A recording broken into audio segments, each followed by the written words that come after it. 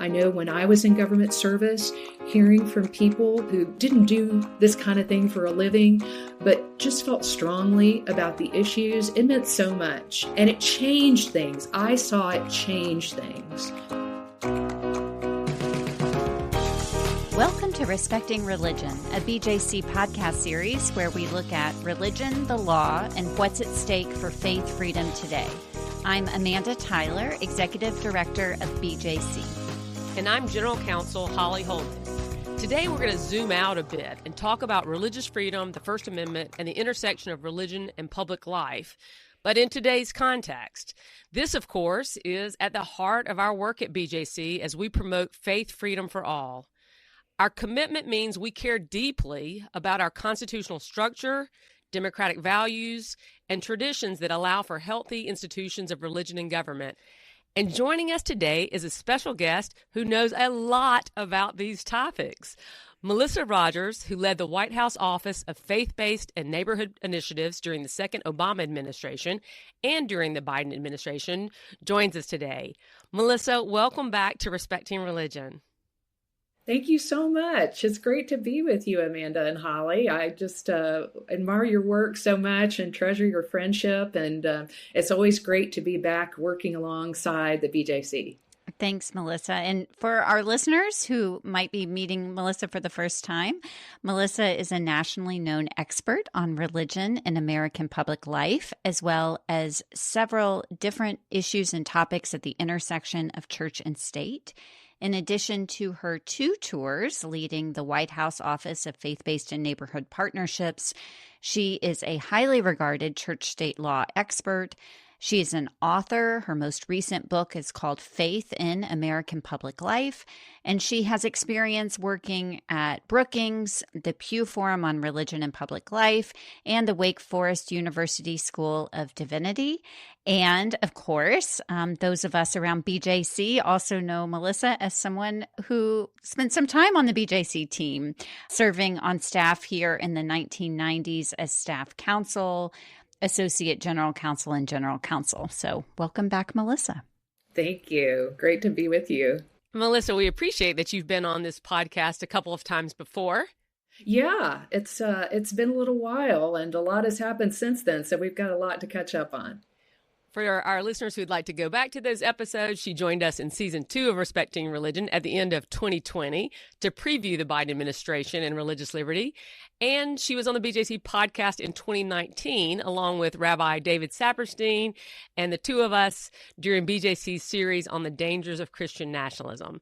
So, Melissa, let's start broadly and just talk for some framing for our listeners about the separation of church and state and how religious freedom is protected in our country.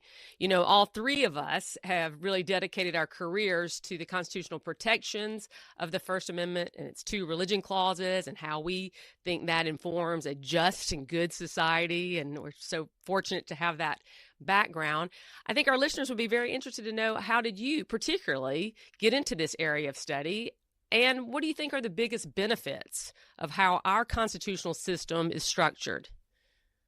Yeah, sure. Well, like you all, I first learned about religious liberty from the Bible and church, and verses such as the ones from Galatians talking about for freedom Christ has set us free, and heard from people like our dear departed friend James Dunn talking about in a more vernacular way that we either come to God fully and freely or not really. Sort of hearkening back to what John Leland always said, that God wants free worshipers and no other kind. And of course, those ideas embody the principle that we should all have freedom of conscience to come to God or to develop other religious beliefs or other beliefs that are non-religious as a matter of our own prompting, the prompting of our conscience and our heart and our mind.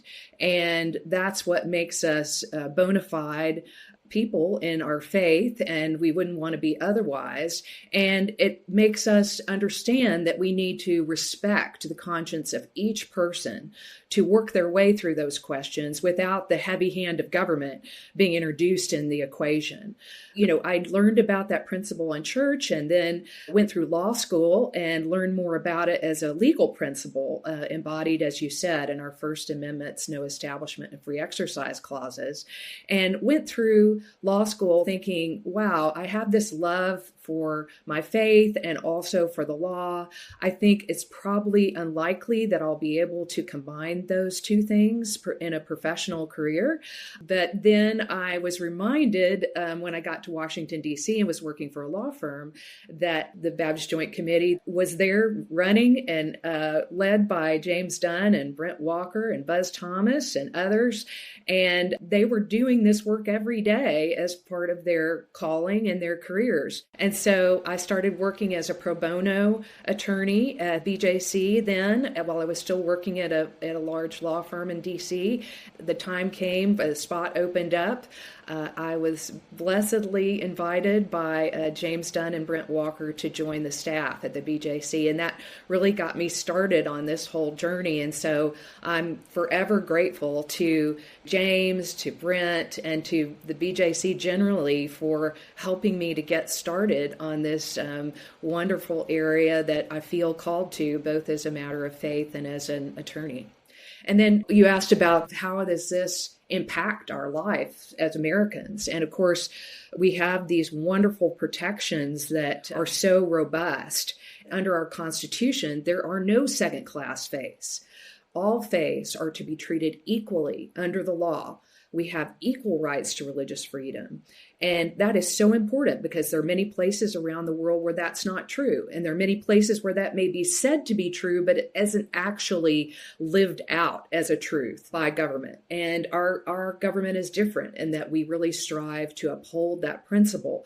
And we also are, of course, afforded the protection generally to practice our faith as we see fit, not as the government sees fit, as we often say. And that's so important because, first of all, it's a matter of conscience. What we're called to believe and to do is sacred. Barring a really compelling reason that's narrowly tailored, the government shouldn't be messing around with that or interfering with that. And also because religion is practiced in the United States in so many different varieties, government has to be respectful of that and know that what we are doing as a matter of faith is something that we are called to do, and that the government generally has to stand back from that and respect that. Those are just a few of the ideas embodied in our Constitution. And I'll know we'll get to this a little later, but maybe I'll just foreshadow it in that the separation of church and state, which we hold in such high regard, which keeps the government from interfering either to promote religion or to interfere with free exercise, the separation of church and state is something that we respect and hold dear. The separation of church and state does not mean that religion has to be separated from American public life. That's a different thing. That is talking about bringing our faith into the public square, whether it's to protest something as government is doing or whether it's to cooperate with government, consistent with the rules that the First Amendment lays out. That's something that if you look back into American history, you just see it dotted throughout our history. It's a continuous thread.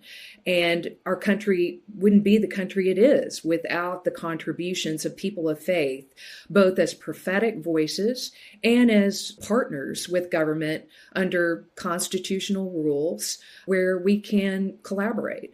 It's important to bear those things in mind because sometimes people will misunderstand them.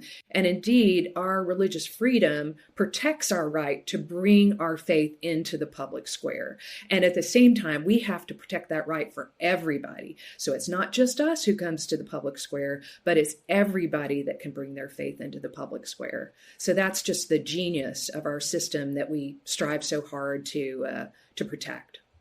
when I'm out on the stump talking and trying to explain separation of church and state to people and say that doesn't mean the separation of religion from public life or from the public square, I often point to our own work. We are a faith-based organization. We are a religious coalition coming into the public square. So of course we believe in a place for religion in public advocacy. But it's important that we attend to the details of how to do that well, to both respect our constitutional system, but also respect religious pluralism.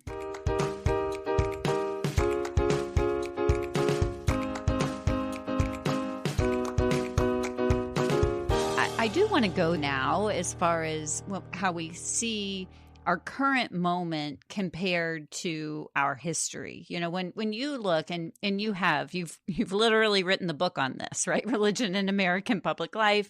And you've done the work in the administrations, also done the work in private institutions as well.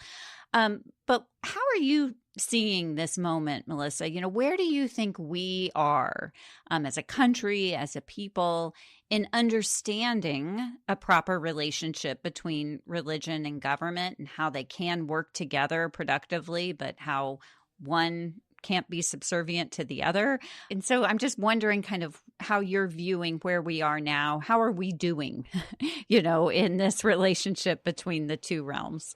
Yeah, it's a great question. And I think there's a lot to unpack there, as well as other related, I think, threats to our constitutional democracy right now that we need to pay attention to. We're still struggling to live into that ideal of respecting everybody's religion with equality. That is something that we strive to do, but we're still living into that principle.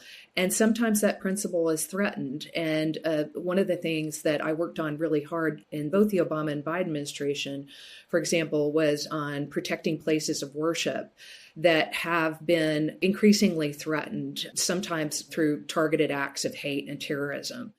And that is just so disturbing. In fact, I was talking with a rabbi not too long ago, and he was telling me when I was a young person, young rabbi, I was in charge of our safety committee in the synagogue. And what that meant is that I locked up the synagogue when we left. That's what we did.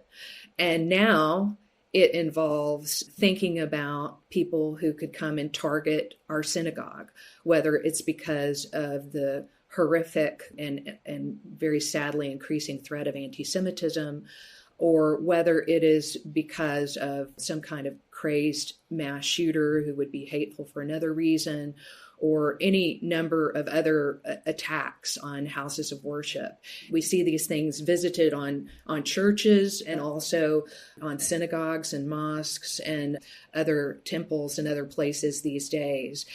So there's a real need to protect our houses of worship and to work on where we do have problems in rising hate, whether it's hate of any form. And we worked particularly on hate based on faith and ethnicity in my work in the White House, which would include people of all faiths. And so in doing that, I think there's just a lot that remains to be done to protect our houses of worship, to work on the underlying hate that we're seeing that is directed at people because of their faith or ethnicity or any reason.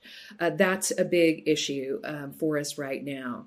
I think we're also dealing with reinterpretation by the Supreme Court of what the First Amendment means. And, there's some things about that cause great concern for me, in doing away with some precedents that I think have served us well in terms of separating church and state, which, as we've discussed, is so important. I know BJC is also led on countering Christian nationalism, which is also very important. Another thing that I know you all do so well when you start talking about this is to explain that certainly doesn't mean Christians bringing their faith into the public square, which is obviously and rightly protected. I said earlier that under our Constitution, there are no second-class faiths, and that we have equal rights to religious liberty and not rights of one faith to dominate and to capture government and to treat other faith groups and communities as lesser than Christian groups. So all those things I think are really important for us to pay attention to, and many more in our sphere. sort of circling back to where I started, this isn't religious liberty specific, but it is related to targeted violence. And one of the things that we're also seeing in our country is a deeper polarization. And some of the worst impacts of this is political violence. We have seen that Governor Shapiro, the governor of Pennsylvania, his home being the subject of an arson attack, just horrific. And we don't know all the facts yet about what motivated that person.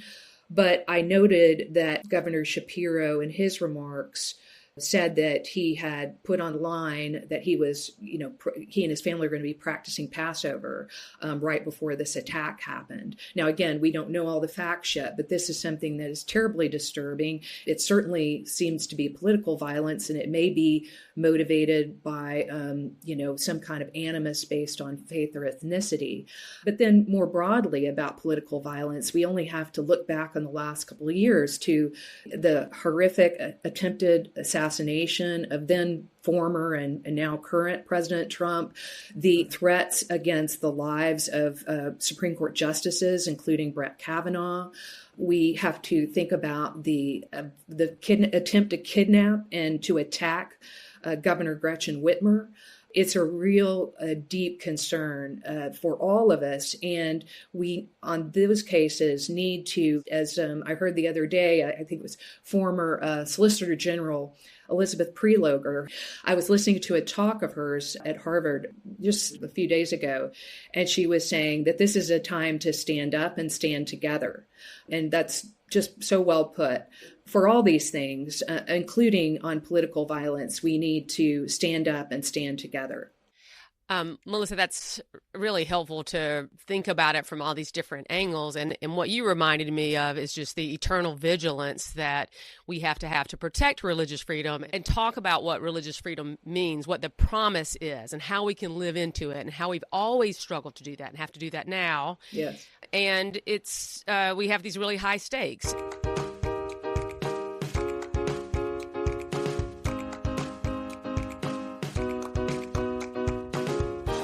We're recording today on April 15th, which is 85 days into the second Trump administration. And Holly and I have spent some time in these past 85 days talking both off air, but also for our listeners here on the podcast about many of the deeply disturbing and alarming developments that have happened in these last several weeks, including for the rule of law and attacks on lawyers. We talk a lot about the law and religion in the law here on this podcast. And so didn't want to miss the opportunity to have this conversation with you, Melissa, given that you have served in two different presidential administrations. And so as you think back on these past 85 days and on where we are right now and looking to what might be coming in the days to come, what's most concerning to you? What are you watching? Well, thank you for your attention to those issues. I know we're all working hard on them, and I know you all are pouring your lifeblood into that each and every day. There's several issues that I'm deeply concerned about. I'll touch on a few of them. Let me start in a place that we've been talking a lot about in the news, and that is dismantling agencies and cuts to key programs. And I'll say this because one of the reasons I'm focused on it, not the only reason, is because I worked in government for 8 years, working alongside people who were dedicated public servants trying to do the best they could for the American people, and also trying to implement congressional programs that serve people in need. Those are of particular interest. And so now that I see this so-called Department of Government Efficiency indiscriminately and bluntly and, in a very uncoordinated fashion in many respects, sort of bulldozing their way through government, it causes great concern. Let me just give a couple of examples. And that Department of Government Efficiency, otherwise known as DOGE, so I'll use that acronym, has proposed these massive cuts to the Centers for Disease Control and the Food and Drug Administrations.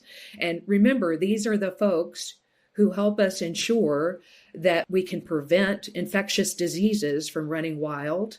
They help us address those diseases when they do happen, and they help prevent public health crises. They also make sure that the food that we eat and the things that we drink and the medical devices and other medicines that we take are safe for consumption.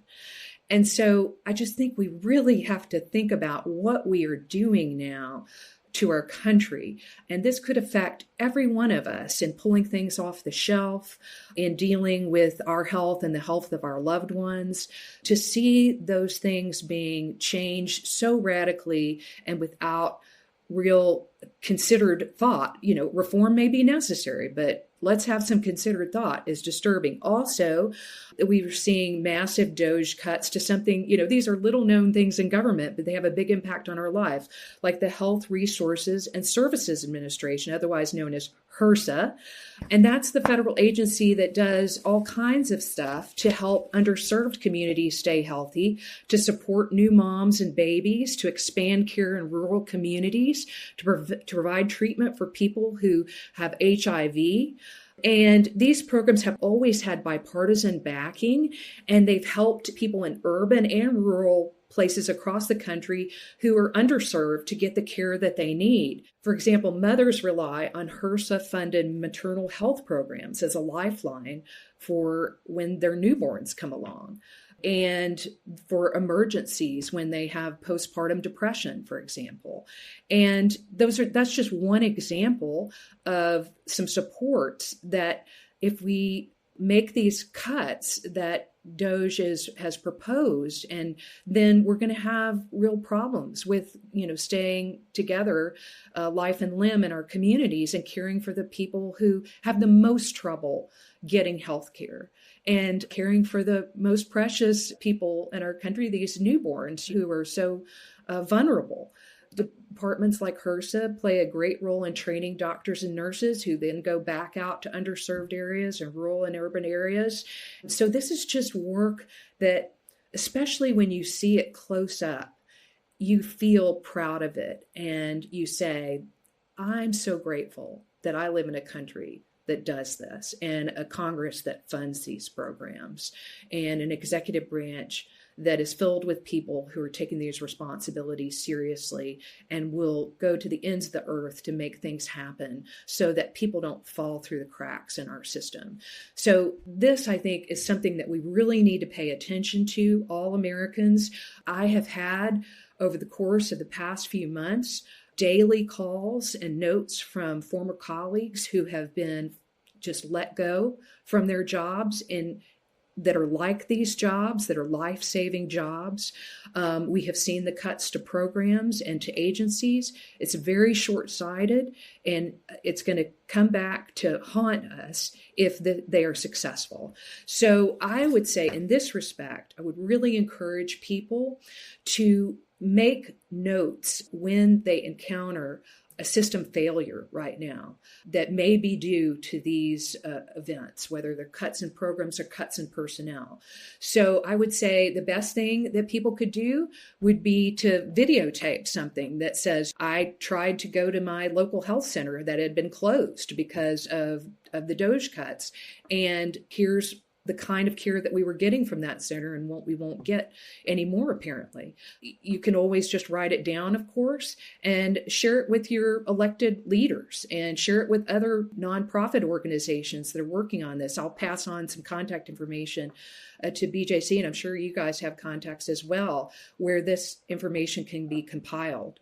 So that is one place that I think really needs attention. Amanda, you were quite right to mention earlier about threats that have been issued from the Oval to law firms because of who they have represented or what they have said. These executive orders are unlike any executive orders I've ever seen, in that they are naming particular law firms and naming particular individuals who the president does not like or who have been his opponents on policy matters or in political contests. Seeing the power of the presidency be used in that way is completely against our traditions for reasons that, are perhaps too lengthy to explain here, but this is something that is completely out of regular order and something that's very disturbing. We need to have law firms be able to defend everybody, and that we're used to that in the United States, and that is something that should not be punished. We all know that encouraging this kind of thing could well mean that we have members of one party punishing certain law firms and another party punishing other law firms, tit for tat arrangements that would be just really dysfunctional in our system. Having said that, we all know, and I know you guys were just asking, and not asking, but teeing up the issue of what can we all do about it? Exactly. Because all of this, Melissa, can feel overwhelming because it is designed to feel overwhelming. It's designed to make people feel like there's nothing we can do, and that's absolutely wrong. So you've already given us a couple of examples, I think, making notes and taking videos of how government services are being impacted, and we can put in the show notes where people can send those. But what are some other just really actionable things that people can do in this fraught moment? So I think it's really important not just generally to be in touch with your elected representatives, whether it's in Congress or at the state and local level. It's also important to show up when you can. For example, in town halls, members of Congress often hold town halls, so do state and local representatives, whatever they call them. When there is an opportunity to meet with a member of Congress, whether individually or in a group, it means a lot to show up. That matters. A letter is great, and do a letter if you can, or do both, the letter and showing up. Showing up at town halls gives an opportunity for, elected people to see who is there, to have conversation, to see the numbers that are there that can have an impact in understanding the depth and breadth of a concern. So I would really encourage people to consider doing that about any of the concerns or other concerns that we haven't mentioned. There's so many opportunities to engage government in other ways. You all, I know, have led, and this was one thing we didn't get to talk about a little bit earlier, but you've led in some efforts to bring some matters before courts and coordinating with Baptist entities to make their concerns known to courts. And one of those has been about preserving or returning to a policy that the Department of Homeland Security had observed for nearly, or perhaps more than 30 years, that deemed churches, schools, and other locations to be sensitive locations where the government had to have special individualized authority to go and undertake immigration actions, which might mean deportation actions within those settings. And of course, in houses of worship, that's because we have these places that we expect to be places that are sacred. Barring some compelling reason, there's a real interest in preserving the sanctity of houses of worship. And the prior policy did say that there had to be a compelling reason and certain approval at high levels of DHS before some officials from DHS came into a house of worship and carried out an immigration action. Well, that changed when the Trump administration came in. The policy was changed, as far as I know, without any consultation with any external stakeholders, which itself is a very bad move, and also without any good reason. You all, I know, helped work on the suit that was filed about that matter under the Religious Freedom Restoration Act, which we all worked in various ways to help get Congress to pass and the president to sign. So being involved in lawsuits can be something that you should consider. And there are all kinds of lawsuits going on right now. And I'm sure in the show notes, Amanda and Holly can provide contact information for those entities that are pursuing some of those lawsuits beyond the specific ones we just mentioned. Also, just working at the state and local level to combat policies that you think are ill-advised at the federal level. Oftentimes, there are things that states can do to protect their own citizenry, or localities can do that will at least lessen or even reverse the impact of certain actions that the federal government might take. Maybe there are cuts to certain programs that the state or locality can come in and help make up the money that would be going to a particular program, at least for a set period of time. Then, there may also be opportunities when the federal government is proposing rules for you to cooperate, for example, with a nonprofit such as the BJC on filing comments on those rules. Now, you might say, well, wait a minute, how much can that really help? Because ultimately, the administration may just do what it wanted to do and ignore our comments. But under the Administrative Procedures Act, and I know because I thought about this all the time when I was in government, you have to respond to comments that come in, and you can't just blow them off. That is something that government officials take very seriously, or at least used to read the comments and to make some response to those comments. If those responses aren't made, that itself can be, in certain instances, an APA violation that can undo the rule. So that's something to pay attention to. Now, footnote here, you all I know are aware, but we should tell everybody else that there has been another executive order that was released recently that told federal agencies that within 60 days, they should come up with a list of rules that they thought that should just be declared null and void without going through the comment process. Now, that's particularly alarming and I think in many cases would itself violate, if not in all cases, violate the APA. But stay tuned, because you may not in every case be invited to comment. There may be an attempt in certain cases to deem particular rules that were issued, for example, during the Biden administration as null and void without going through the comment process. And that probably will occasion other lawsuits, and you may want to think about that. Then, as far as other things that are not necessarily directed to government as such, but still matter, are the old thing that we always say, letters to the editor, getting op-eds written in your local paper, starting podcasts or joining a podcast, starting a newsletter. Everybody can do that now very easily with all these systems that have, whether it's Substack or another system where a newsletter can be sent, or just an email message to your friends or members of your community, raising cases for discussion in your communities. It's very important to always have very civil discussions and peaceful discussions. I know that can be hard when we're all feeling like we're under great stress, but it's so important to listen to people who may have different views, to try to persuade people and to recognize legitimate points they are making, and always to be peaceful, to be nonviolent, as we've always learned from Martin Luther King and so many others. It's so important that when tempers are running high, that we always practice peaceful advocacy. And then other things we can do are supporting nonprofits like the BJC, who's doing terrific work in our nation's capital and around the country and across the world to support those causes, and to organize and join in the activities of nonprofits, and whether it's for protests or, as we've discussed, lawsuits or comments or meetings with members of Congress or other elected representatives.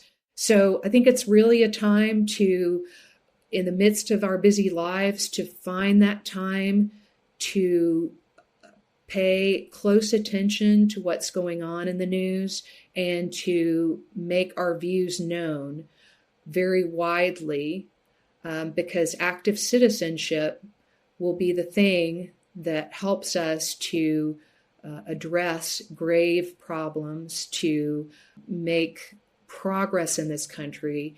And without active citizenship, we could see a country that would be very different than the one we've lived in for many, many years. So I don't say that lightly. I think it's an exceedingly important time in our nation's history. So I hope that everybody will take advantage of the opportunities that we do have as Americans to express ourselves and get involved. I know many of you are already doing these things, and I want to thank you from the bottom of my heart. I know when I was in government service, hearing from people ordinary people who didn't do this kind of thing for a living, but just felt strongly about the issues. It meant so much. And it changed things. I saw it change things. So never doubt that you can change the course of an action in government by raising your voice. So I hope you'll do that. And I thank you. Well, Melissa, that's one of the main reasons we wanted you here, is because we all want to think that. We all, grow up learning about our country and knowing that we should participate, but it's easy to forget. And so to hear from someone like you who has been in government and has that firsthand experience with government workers, the people who are working so hard, and also to have that experience seeing what difference ordinary, everyday people can make by engaging in all of these different ways is really encouraging and hopeful. And we all are looking for more ways to continue to love and invest in this country that we love and we care about. So thank you so much. And let me add right there that you all are in the trenches every day. So bless you. Thank you, especially in difficult times. We appreciate what the BJC does. I know when I was working in the White House, I could always depend on you all raising your voices to us and to others in such a way of integrity and with great insight. And you're able to build coalitions that help move Congress and move the White House and move the Supreme Court. So, we're just very grateful for you. And I think sometimes you're better able to appreciate what an entity does when you are no longer working for it. And that's certainly been true of my own experience. So thank you so much. Oh, we really appreciate that. Thank you so much, Melissa, for joining us and sharing your perspective, having been in the administration, to what's going on now, and for giving us all these really helpful ways that we can take action. Thank you. That brings us to the close of this episode of Respecting Religion. Thanks for joining us, and thanks to our guest today, Melissa Rogers. For additional information on what we discussed and for a transcript of this program, visit our website at respectingreligion.org. Respecting Religion is produced by Sherilyn Guy, Israel Igualate, and Carly Marshall. Learn more about our work at BJC Defending Faith Freedom for All by visiting our website at bjconline.org. We'd love to hear from you. You can send an email to the show by writing respectingreligion@bjconline.org. We're also on social media at BJC on the Hill, and you can follow me on X, Blue Sky, and Threads at Amanda Tyler BJC. If you enjoyed this show, share it with others. Take a moment to leave us a review or a 5-star rating to help more people find us. We also want to thank you for supporting this podcast. You can donate to these conversations by visiting the link in our show notes. Join us next time for a new conversation respecting religion.